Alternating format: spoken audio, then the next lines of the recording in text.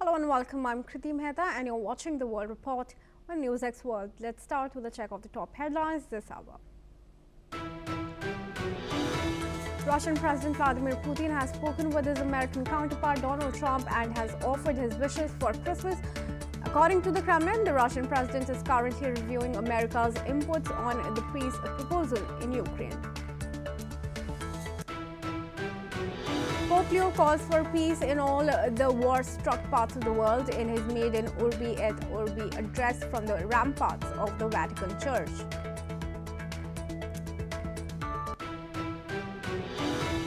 An official at the SBU Security Service has said Ukrainian long-range drones hit oil product tanks in the Russian port of Temeryuk and a gas processing plant in Russia's Orenburg.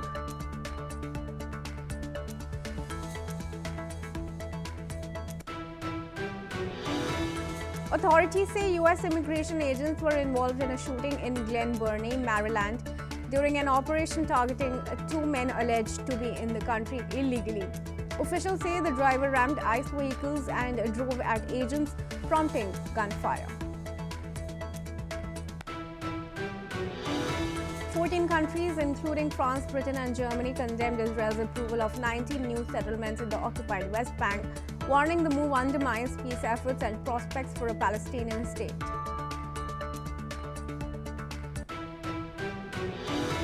According to local authorities, at least 5 people were killed and 35 others injured when a suspected suicide bomber detonated explosives inside a mosque during evening prayers in Maiduguri, the capital of Nigeria's Borno state, while so far no group has claimed responsibility for the attack.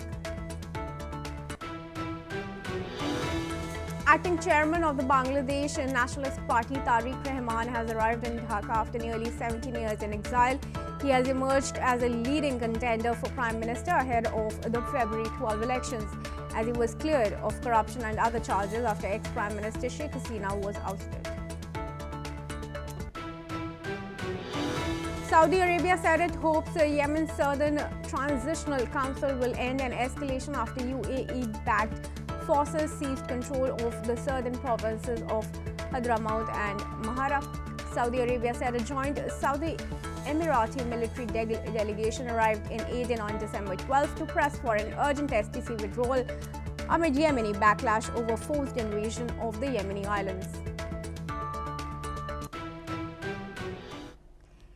And viewers, China now has hit back at the United States, accusing Washington of twisting its defense policy.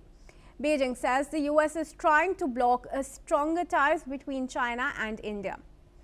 Foreign Ministry spokesperson Lin Jiang said China views its relationship with India from a long-term strategic perspective. He stressed that border disputes are strictly a China-India matter. China objects to any outside country passing judgment. However, the Pentagon warned earlier this week that China may be trying to use eased tension with India to stabilize relations while preventing closer US-India ties. The report said Beijing probably seeks to capitalize on the situation to limit US influence in the region.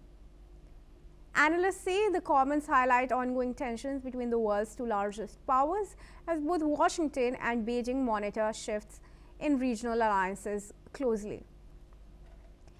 And joining me in this discussion is now retired Major General Sudhakarji, who is a senior geopolitical and strategic defense expert, joins us from New Delhi.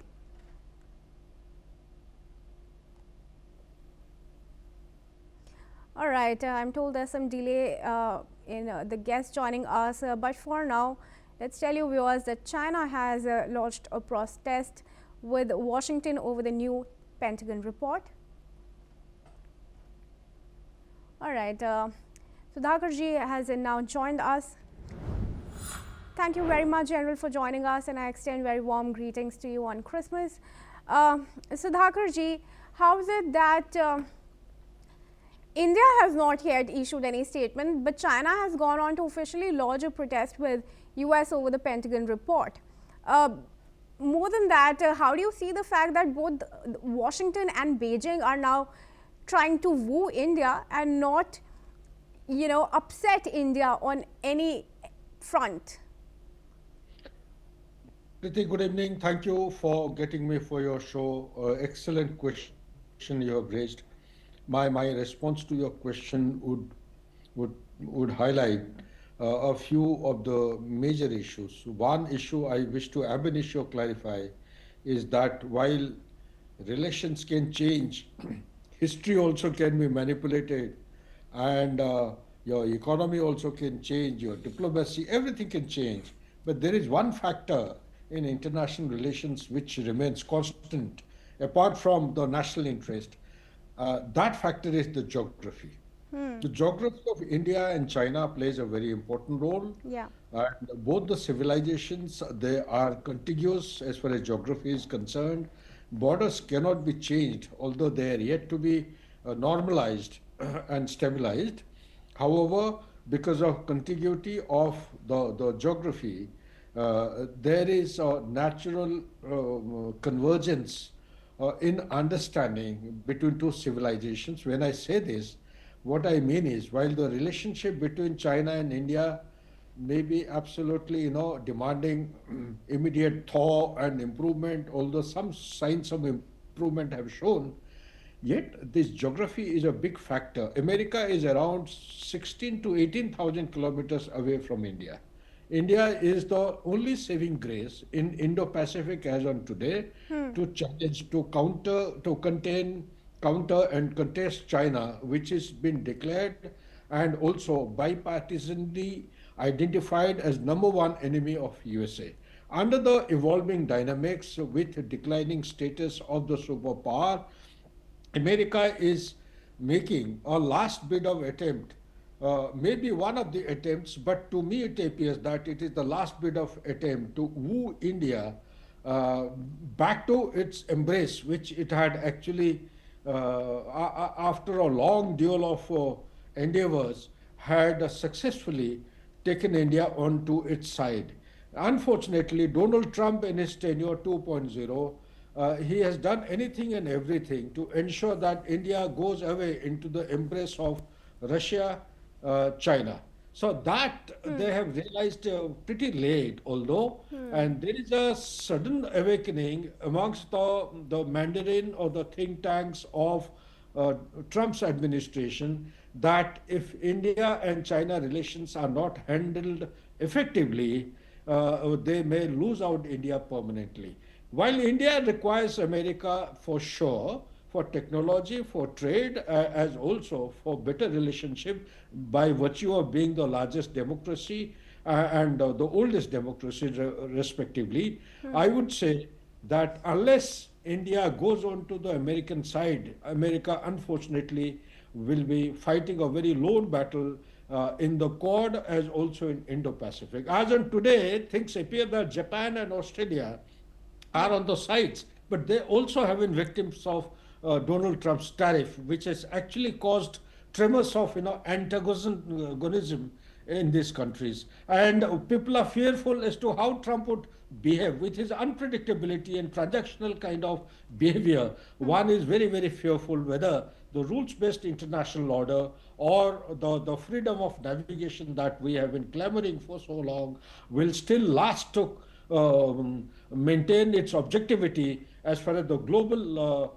milestones are concerned. So, under these circumstances, in the recent SCO, which was held sometime in the first week of September in China, some of the optics have actually given very serious tremors to America. And more than that, the recent visit of Putin to India also has given a kind of flashback, showing the mirror to America that if they don't change their behavior and response to the largest democracy in the world, perhaps India also will be compelled to resort to some options which it has never exercised. So, under these circumstances, my take on the whole issue is that USA is trying out anything and everything that could actually restore India back to its camp, one. Number two, and that anything and everything involves creating a kind of a misunderstanding in relationship between China and India. And this is an attempt to achieving that particular misunderstanding between China and India. Therefore, if you permit me one more minute, I would say India would do well to calculate its steps, calibrate its approach, Yeah. and maintain a balance in our relationship, keeping the national interest intact and in a sustained, objective manner. Back to you, Kriti. Right. In fact, adding on to what you were just saying, Sudhakarji, I want to say it would be prudent for India to not completely rely on any one nation, be it US or China, given the China, Pakistan, Bangladesh axis that's now emerging as a clear threat to India. Yeah, absolutely. I have been calling this the China, Bangladesh, and Pakistan. They had a meeting, if you recall, on 19th of June in Kunming on the sideline of a mega event. Since then, I have been calling this triangular alliance or whatever or grouping as a devil's triangle. So, under the circumstances of devil's triangle, one has to be very, very suspicious. But there is an old saying, respect all, suspect all, and inspect all. So, under the circumstances in international relationship, neither America nor China can be taken on clear board for making any kind of relationship permanent, because one has to calibrate, and by virtue of the geography being what it is, I personally feel our dependence on China being very high on many things, almost close to 60 to 70% of our things. Our trade balance with China is a clear indication being pretty high until we achieve say 10 to 15 trillion dollar US economy and make the Make in India concept a success or effective on the ground. Our dependence on China, unfortunately, that is the reality, will be pretty high. So therefore, if you have to evolve an option, work out a course of action, I think balancing the relationship plus very calculated kind of move with China will actually pay dividends. You cannot trust, as on today, the America and its transactional behavior.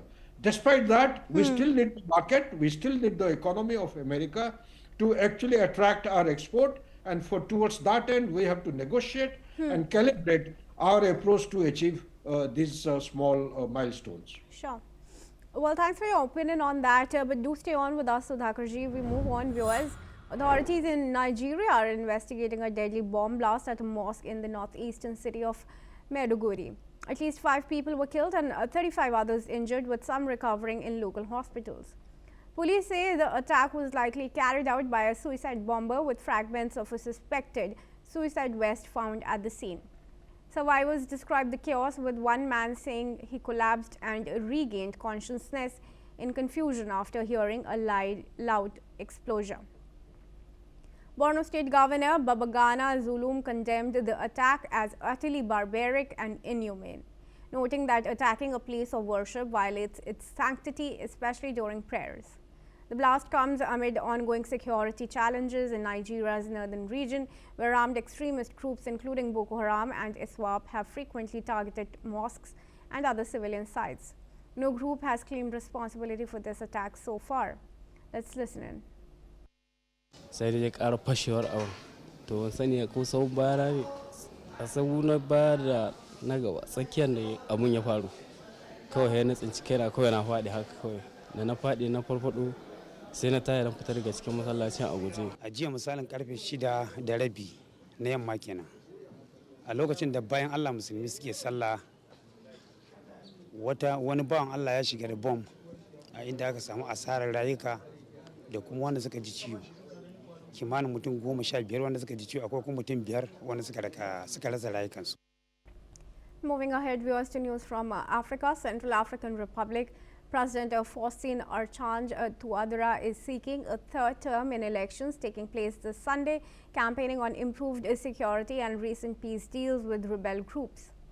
Touadera faces 6 challengers, including former Prime Minister Anicet George Dologel. But experts say that the incumbent president holds a strong advantage due to his control over state institutions. Moreover, Touadera has reportedly relied on Russian mercenaries, Rwandan forces and UN peacekeepers to stabilize parts of the country, while offering foreign access to resources such as gold, diamonds, lithium and uranium. Meanwhile, opposition figures accuse him of dismantling term limits through a 2023 referendum and also failing to reduce widespread poverty. The vote is being held alongside legislative and local elections, with results expected by January 5 next year. Now, I request Sudhakarji to join us back in the discussion here. Sudhakarji, what do you think is an interest for Russia to be involved, in with this particular candidate seeking a third term, other than just minerals? Good question. Firstly, we need to understand the geopolitics, the larger picture, global issues, then the regional, then the local issues. The global issue is that there is a strategic rivalry between France and Russia in Central Asian Republic, a Central African Republic. Now, why there is a strategic rivalry? Strategic rivalry is because of the continued poverty of almost about 80% of the total population, out of which 55% of the population live below the poverty line. I think it has been revised. The figure I read was something around $1.99 US dollar per day. It has been revised to 2.1 or 2.2, whatever it may be. It is extremely poor. Besides that, the population being what it is today, it's around 5.9 million, and GDP is just about $2.9 billion.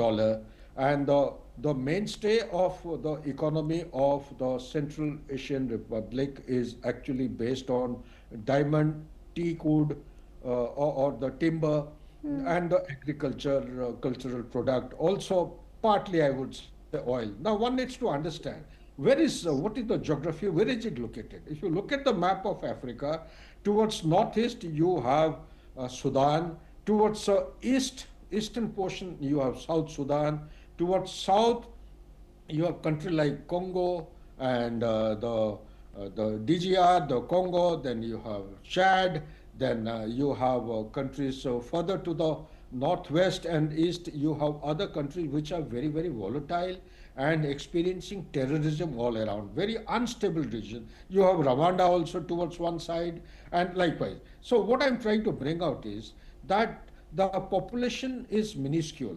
This is a country where you have very extremely low density of population, 9 people in 1 kilometer, 1 square kilometer or so, and GDP being what it is. What has been happening is France, it is a French colony. The France gave independence to this country in 1960. Thereafter, they have not pulled back completely. Their dominance remains. The language in the country is French majorly, although they have a local language, but by far they use French language. But they have not ensured any socio-economic development. Schools, medical facilities, education, etc., have been neglected. So as a result, the infrastructure development is poor, the governance is very, very poor, and because of which they are attracting all inimical forces and which are contradicting to the developmental activities of the country. Plus, there is also a kind of pilferage or smuggling of diamond taking place. Timber also is being smuggled, and there is very little. As on today, the GDP is just around 2.9 billion, like I said. The per capita is around 503 US dollar. But the country is suffering from political instability because of, there is a cycle called as, in terminology in international relations, they call it a fragility cycle. What is fragility cycle? There are weak governance, you have a vulnerable economy, and then you have a weak infrastructure, you have people, majority of the people living below the poverty line, and you are also entirely dependent on aid. What has happened is America, after Donald Trump has come to power, has withdrawn the aids being provided to country like CAR. With the withdrawal of this kind of a fund or aid to country like CAR, what has happened is their dependence of past several years has been for medical aid, for food, and for their livelihood, etc., has gone absolutely defunct, and there is no other organization which is supporting CAR. Now, this is made the political stability rather very unstable. There are 6 opponents to uh, this gentleman, and all the six opponents, they are claiming each other's narrative, respective narrative of their own, and they're countering to the present Tadau's coming back to power. However, there are indications that he's likely to make a weak majority of 50% or little more than marginally, maybe more than 50%. But the fact is that you asked a question as to why Russia is interested. We need to understand Russia's dominance in the world is expanding. Talk about the backyard of USA in Latin America, Venezuela, we all know what is happening. As we are talking, we know that oceanic missiles of Russia. Requested to sum up, Sudhakarji, we have another discussion to follow. One more minute, let me sum it up. Dominance of Russia is very much prevalent and seen and visible in the north and inside Venezuela. Dominance of Russia is also seen towards the North Sea, that is the Arctic, and the dominance of Russia is also quite visible in Middle East, as also in Central Asia Republic, besides the corridors, the Sahel region. By Wagner Group is a very popular group in this region because they have been providing security for the contributes. In addition to the Rwanda troops, they have been giving some kind of a stability to the governance of the CAR. Hence, I feel that Russia is actually dominating this particular region for its own interest of economy, as also expanding its domination in the world order. All right, point taken, Sudhakarji. Thank you very much. And with that, we are moving ahead now. Israel's parliament has given the initial go-ahead for a government-empowered inquiry into the surprise October 7 attack by Hamas on southern Israel, rather than the expected independent investigation demanded by families of the victims. Israel's Prime Minister Benjamin Netanyahu has resisted calls to establish a state commission to investigate the events. This comes after his ruling coalition voted to advance a bill which grants parliament members the authority to pick panel members for an inquiry and gives Netanyahu's cabinet the power to set its mandate. Survivors and relatives of those hurt in the Hamas attacks have now launched a campaign against the proposed research, saying only a state commission can bring those accountable to justice. Israel's opposition has already said it will not cooperate with what it describes as an attempt by Netanyahu's coalition to cover up the truth. The opposition has also argued that investigation would ultimately be controlled by Netanyahu and his coalition. And joining me in this discussion is Shaul Satka. He is a geopolitical commentator from Tel Aviv. Thank you very much, Shaul, for joining me in this discussion. Shaul, we were having a discussion the other day when you said that Netanyahu has a very strong support base. At least 50% of the people are going to vote for him no matter what, no matter the October 7 attack, no matter the Qatar Gate. Then why do you think he is resisting this investigation, really?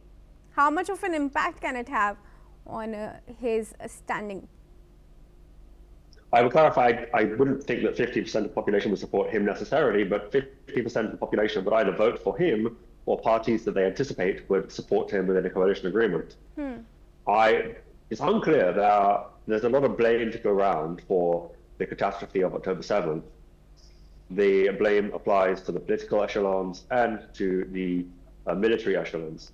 And of course, the military echelons and their allies would like the investigations to be conducted predominantly by people that they are friendly with, whereas the political leaders who currently control the government would rather that their allies, people that they feel are ideologically aligned for them, are the ones conducting the investigation. In the end, what I'm sure will happen is this will not hold, and some compromise will be hashed out before the incoming election in probably 10 to 10 months, that will see a proper commission set up, which will include people who are ideologically from across the spectrum.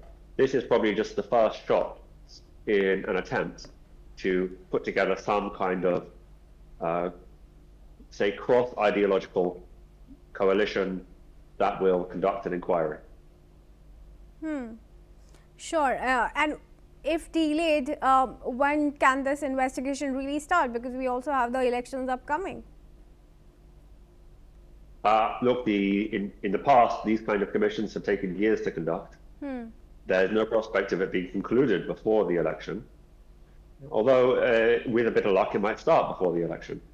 the question of who will sit on the commission and who will be involved is very, very contentious, because just as in the same way that the question of who is responsible is contentious, the judicial system in this country is in somewhat dispute. The people on the right view the judicial system as fundamentally left-leaning, and they don't want the judicial branch to have complete control over what happens in any kind of inquiry, because they feel that will not give them a fair hearing. They feel that that would lead to the entire or the bulk of the blame being placed on the political echelon rather than the top of the military. And the top of the military in general is viewed by the right-wing public who support the current coalition as also being strongly tied into left-wing politics. And that is with some justification, considering that the predominance of people that leave the top levels of the army and then go into politics end up joining parties either on the left or the center. Yair Golan being one of them, Benny Gantz being another, Eisenkot and so on. Many of the generals that come out of the army tend to be on the left of the spectrum, and that has all sorts of ramifications. And that has been somewhat of a blight throughout the 2-year war that is now wrapping up, because there has been a lack of trust between the public, the bulk of whom tend towards the right of the spectrum, and the top of the army, the bulk of whom tend to be towards the left. Of course, the army themselves, they would deny it. They would say absolutely they are not involved in politics at all. But yet, there do seem to be signs that there's an element of truth there. All right, sure. Shaul, thank you very much for weighing in your opinion and helping us with your perspective. And with that, viewers, we wrap up this bulletin with some news coming in on Pope Leo's address. He has used his Christmas Urbi et Orbi message to call for an end to wars across the world. Speaking from the balcony of St. Peter's Basilica to thousands gathered in Vatican City, the Pope appealed for peace and dialogue amid ongoing global conflicts. He lamented political and military violence in Ukraine, Sudan, Mali, Myanmar, and along the Thailand-Cambodia border. Referring to Ukraine, the Pope said people there continue to be tormented by violence as Russian forces threaten key eastern cities. Pope Leo urged all parties to silence their weapons and find the courage for sincere, direct, and respectful dialogue with the support of the international community. He also highlighted the suffering of migrants and refugees, particularly those crossing the American continent, stressing compassion for the poor and displaced. The Pope avoided political references by name but reinforced his message that rejecting those in need is incompatible with Christian values. That's all we have time for. Do keep watching NewsX World.